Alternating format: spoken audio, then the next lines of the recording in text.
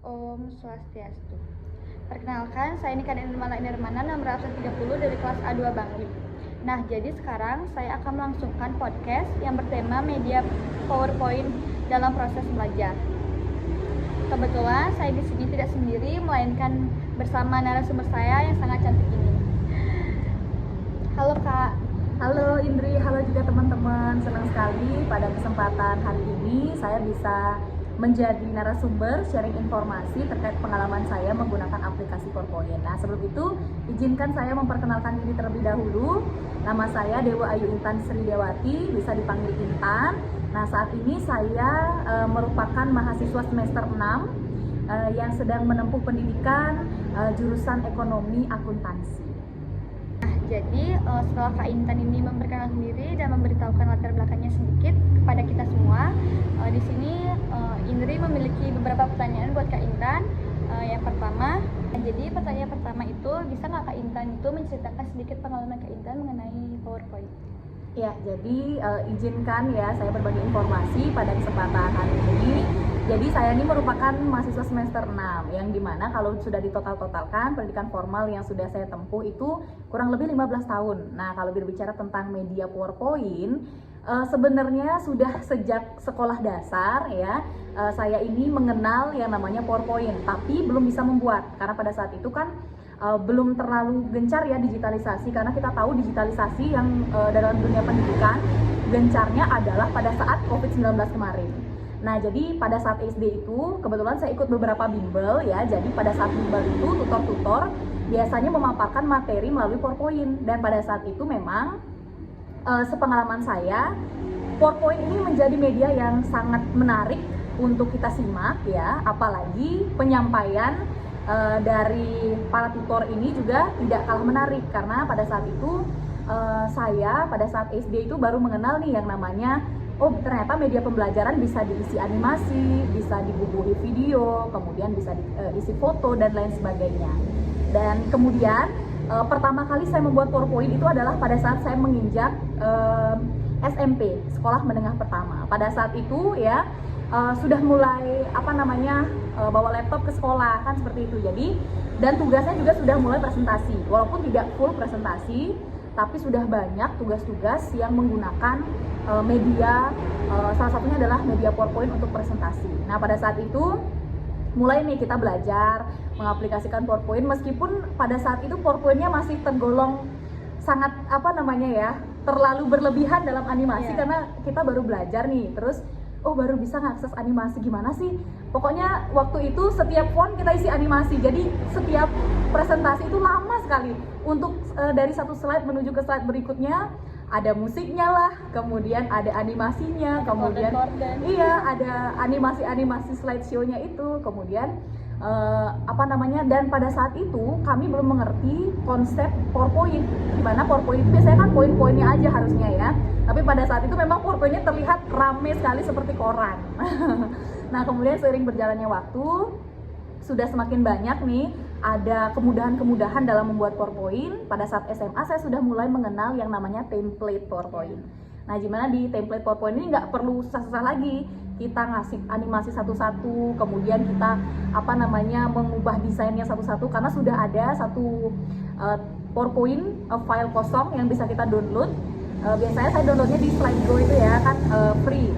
Kita download, kemudian kita isi materi. Tapi pada saat itu, pada saat SMA itu memang setiap hari atau hampir setiap mata pelajaran itu sistemnya adalah presentasi, karena kebetulan waktu ini saya itu kena kurikulum K13 yang dimana siswa yang dituntut lebih aktif untuk menyajikan materi, kemudian kalau ada hal-hal yang tidak kita ketahui baru kita tanyakan kepada guru. Nah, kemudian berlanjut ke mahasiswa. Sekarang sepertinya tidak ada hari tanpa PowerPoint ya, karena memang hal-hal yang perlu kita sampaikan biar bisa kita menyampaikan dengan menarik dan menarik audiens, tentunya umumnya menggunakan media PowerPoint, apalagi saat ini ya sama kurang lebih seperti waktu SMA. Tapi kalau sudah mahasiswa kan seperti yang Indri ketahui, Indri kan sekarang sudah mahasiswa juga ya, jadi kita lebih dituntut proaktif nih dalam media pembelajaran atau menyimak suatu pelajaran tidak hanya dari dosen tapi juga kita yang memaparkan materi kepada teman-teman ya. Dan yang saya sadari perubahannya pada saat saya menjadi mahasiswa ini adalah media PowerPoint ini bisa menjadi acuan untuk kita berpikir lebih kritis. Nah, di mana biasanya setiap habis presentasi kan pasti ada apakah ada yang bertanya seperti itu ya. Sebelum kesimpulan kita memancing audiens untuk bertanya, dan pada saat sesi diskusi itulah materi-materi PowerPoint kita dikulik habis sama teman-teman dan juga para dosen gitu. Dan di saat ini perkembangan PowerPoint menurut saya sudah sangat memudahkan sekali untuk menyampaikan materi. Dan sejak SMA sampai dengan sekarang sudah mulai nih Indri, kita mengerti konsep yang namanya PowerPoint, bahwa PowerPoint ini merupakan poin-poinnya aja begitu ya. Jadi sekarang menggunakan PowerPoint itu sudah bisa menjadi lebih indah, tidak seperti koran lagi gitu. Jadi ya mungkin demikian pengalaman saya menggunakan PowerPoint yang memang sangat dekat sekali dengan kehidupan seorang mahasiswa, apalagi sudah semester 6 sekarang. Setiap hari belajar menggunakan PowerPoint. Kemudian apalagi saat ini, nah for your information juga buat teman-teman, bahwasanya saya di semester 6 ini sedang menjalankan program KKN, di mana ada kebijakan dari kampus bahwasanya pada saat KKN ini selama 3 bulan saya melaksanakan kuliah daring. Nah, jadi bisa dibayangkan tuh daringnya kan berarti setiap hari nih pakai PowerPoint, dan dosennya ya cukup menyimpulkan ataupun menjelaskan hal yang belum kami paparkan saja begitu. Jadi kurang lebih begitu Indri ya pengalaman saya menggunakan PowerPoint selama kurang lebih 15 tahun berarti ini mengenal PowerPoint sampai sekarang. Wow, ternyata banyak sekali ya pengalaman Kak Intan tentang PowerPoint, karena mengenal PowerPoint dari kelas SD. Iya, saat SD sudah mengenal, SD, tapi kalau mulai belajar bikinnya SMP. Iya. Pertanyaan selanjutnya ya Kak. Menurut Kakak apa kekurangan atau kelebihan dari PowerPoint itu sendiri? Oke, kelemahan dan kekurangan PowerPoint. Mungkin kita ke kelebihannya terlebih dahulu ya, karena memang tadi sudah sempat disinggung bahwasanya dengan adanya PowerPoint tentunya kita itu bisa menjadi orang yang lebih kreatif dan ingin belajar sesuatu yang baru. Bisa dibayangkan kalau misalnya kita artinya tidak dituntut untuk menggunakan PowerPoint atau tidak mengenal yang namanya PowerPoint, pasti media pembelajaran itu saja. Kalau sekarang dengan adanya PowerPoint kita bisa nih menyampaikan materi dengan lebih menarik.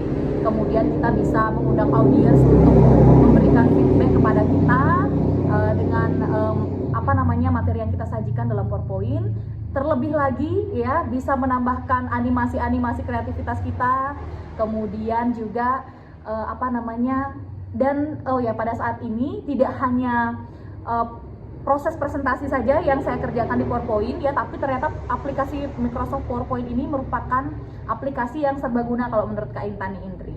Karena baru kemarin ya Kak Intan desain logo di PowerPoint, kemudian desain cap di PowerPoint juga, dan bikin poster. Nah, terakhir bikin poster nih PowerPoint. Jadi nggak cuma presentasi saja, tapi kalau kita mau belajar lebih, mau mengulik lebih dalam lagi tentang PowerPoint ini, ternyata di PowerPoint juga kita bisa membuat pamflet ataupun poster. Nah, untuk kelemahannya sendiri, seperti yang tadi sudah Intan singgung, bahwasanya namanya PowerPoint ya, terkadang memang masih ada beberapa PowerPoint yang saya lihat itu masih copy paste. Nah, jadi bukan poin-poinnya, jadi materi yang kita sajikan dalam PowerPoint masih full nih, mengcopy dari makalah mungkin ya. Jadi kekurangannya itu adalah kita memang dituntut untuk lebih lebih peka dan juga harus mengasah kemampuan pada saat memahami suatu isi bacaan. Jadi pada saat ini kelihatan nih, pada saat bikin PowerPoint kelihatan nih apakah kita benar-benar memahami materi yang kita buat atau tidak. Karena pada saat presentasi yang kita cantumkan di PowerPoint kan hanya poin-poinnya saja nih, tapi yang kita jelaskan pasti kita menguraikan apa sih penjelasan dari poin-poin tersebut. Nah, kadang-kadang itu nih yang menjadi struggle teman-teman yang biasanya kita lihat terkait dengan penggunaan PowerPoint ini.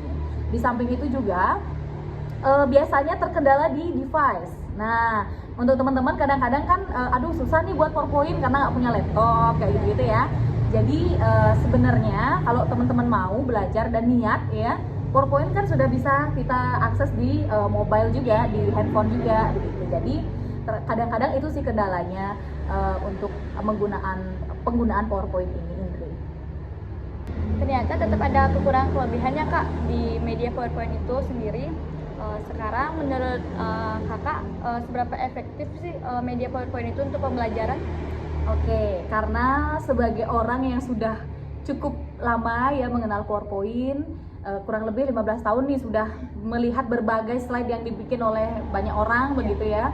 Kalau menurut saya pribadi, PowerPoint ini merupakan tools atau aplikasi yang sangat membantu dan sangat efektif dalam media pembelajaran. Karena dengan adanya PowerPoint kita dimudahkan nih dalam menyampaikan informasi pembelajaran. Apalagi teman-teman yang mungkin nanti luarannya akan menjadi tenaga pendidik, akan menjadi guru ya, pastinya harus bisa atau harus melek nih terhadap teknologi, utamanya adalah teknologi-teknologi yang bisa menyampaikan atau menyebarluaskan edukasi yang kita berikan kepada para peserta didik begitu ya. Dan kalau menurut saya pribadi ya, media PowerPoint meskipun memang banyak tadi ada beberapa kekurangan, tapi cukup efektif dalam media pembelajaran karena memang ada banyak sekali hal yang bisa kita lakukan di PowerPoint tersebut. Nah, bisa dibayangkan kalau kita tidak ada PowerPoint ya, kita mau menampilkan video, kita harus buka aplikasi YouTube terlebih dahulu. Belum lagi ada iklannya. Kemudian kalau kita mau menampilkan gambar, kita harus searching terlebih dahulu. Tapi dengan adanya PowerPoint, semua informasi bisa kita satukan dalam satu slide atau beberapa slide dalam satu aplikasi saja begitu ya, dalam satu buah file ya, yang tidak perlu kita keluar masuk ke aplikasi-aplikasi lain pada saat presentasi. Jadi misalnya mau menampilkan video, ya kita langsung tambahkan video di sana, kita langsung klik saja. Kemudian foto-foto juga seperti itu. Dan biasanya ya setiap aplikasi pasti ada kekurangannya. Nah, kadang-kadang kalau di jurusannya Intan yang ekonomi kan banyak nih ada rumus-rumus, kemudian penjelasan-penjelasan mengenai jurnal dan lain sebagainya ya, dan itu biasanya tidak bisa termuat dalam PowerPoint. Nah, jadi PowerPoint ini kita jadikan penunjang untuk media pembelajaran. Nah, di mana tetap nih kita jelaskan mungkin PowerPoint-nya di sebelah kanan, kita jelasnya di sebelah kiri ditulis pakai spidol penjelasannya. Jadi sangat membantu sekali, cukup membantu. Apalagi kalau menurut Intan ya, PowerPoint ini bisa diakses kapan saja. Kalau misalnya kita tidak menggunakan media ya, begitu guru selesai menjelaskan, kalau kita lupa mencatat ya kita sudah ketinggalan pelajaran ya.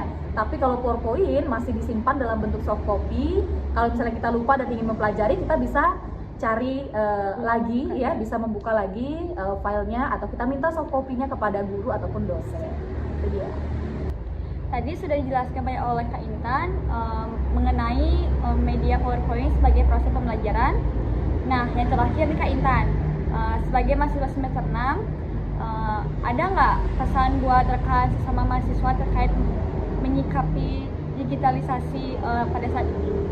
Oke, kalau untuk pesan ya, di era digital seperti sekarang ini teman-teman, apalagi Intan ya pada saat SMA itu disebut angkatan corona, karena kebetulan kena daring kemarin selama 2 tahun dan sampai di semester 2 awal ya masih daring, dan saat ini daring kembali karena memang ada proses KKN ya.